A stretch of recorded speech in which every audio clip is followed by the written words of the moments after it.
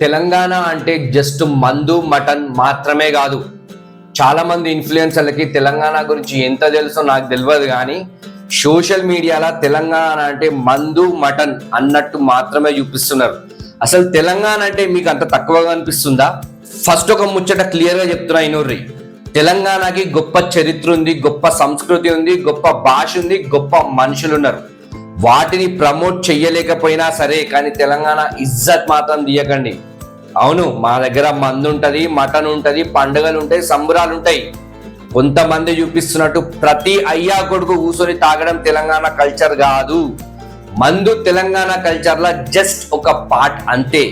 అంతేగాని మందు అనేది తెలంగాణ డెఫినేషన్ కాదు. మళ్ళీ తెలంగాణ అంటే ఏంది? తెలంగాణ అంటే మాట మీద నిలబడే మనుషులు, తెలంగాణ అంటే దోస్తానికి ప్రాణం ఇచ్చే మనుషులు, తెలంగాణ అంటే జిగరున్న మనుషులు, తెలంగాణ అంటే దిల్ దారిగా ఖర్చు పెట్టే మనుషులు, తెలంగాణ అంటే ఎవరింటికి వచ్చినా మన వాళ్ళలాగా చూసుకునే గొప్ప మనుషులు. అసలు తెలంగాణ గొప్పతనం మందులోనో మటన్లోనో కాదు, మనుషులలో ఉంటది. ఫైనల్ గా తెలంగాణ గురించి తెలుసుకోవాలంటే ఒకసారి తెలంగాణ చరిత్రను చదువు, తెలంగాణ భూమి మీద నడువు, తెలంగాణ మనుషులని కలువు. అప్పుడు అర్థమవుతుంది తెలంగాణ అంటే ఏంది అనేది. జై తెలంగాణ.